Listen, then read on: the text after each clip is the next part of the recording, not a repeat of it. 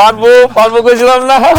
আরে ভুলছি না ভাতিজা, সেই ছোটবেলা থেকে তোমার যখন দেখছি তখন থেকে আমার বিশ্বাস ছিল তুমি একদিন মস্ত বড় অফিসার হবা। আল্লাহ মুখ তুলে চাইছে। আমাগো গ্রামের বিসিএস কার্ড আমাগো গর্ব। আমার পোলাটা একেবারে তার দাদার লাল হয়েছে। আমাকে বংশের গর্ব, এলাকার গর্ব। বাজান কইছিলাম না তুই পারবি।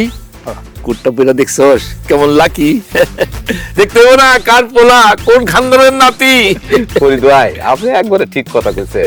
এই বেটা হইতেছে এই এলাকার গর্ব, অত এলাকার মুখ উজ্জ্বল করছে।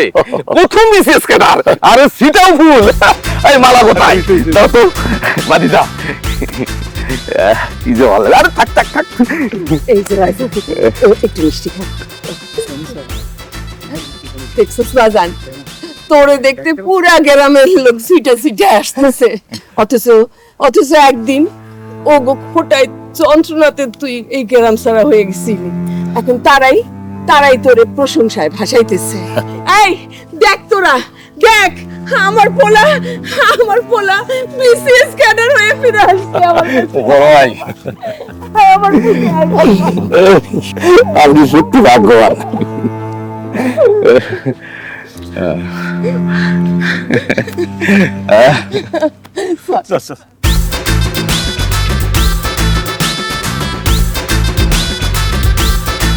বড় ভাই, আমি কিন্তু আপনার আব্বার সাথে রাজনীতি করছি। আমি আপনার একটা কথা কইতে চাই, ছেলেরে দেশে বিয়ে দেন।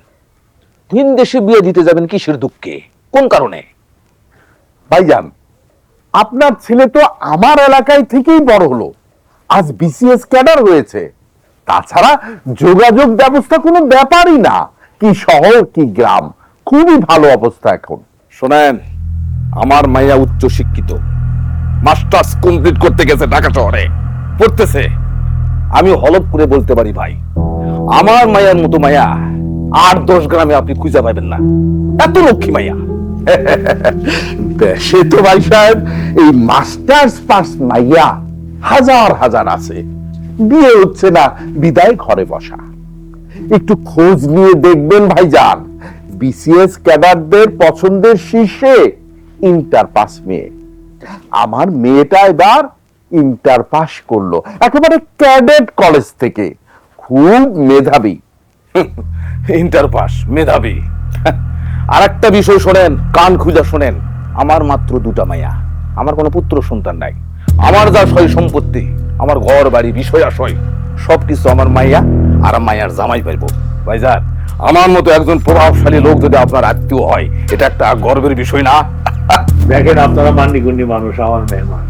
এই বিয়া শাদী নিয়ে মস্তিষ্ক না কইরা নাস্তা শেষ করে।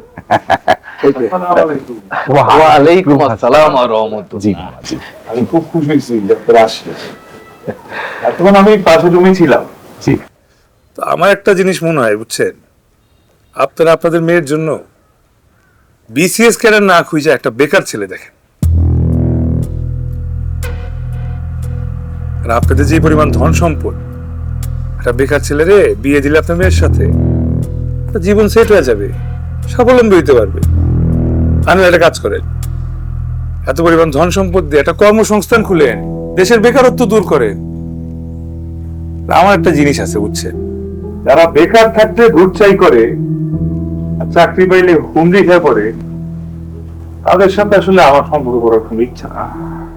ভুল কিছু বলে থাকলে মাফ করে দিন। নাস্তা শেষ করে। আসসালামু আলাইকুম।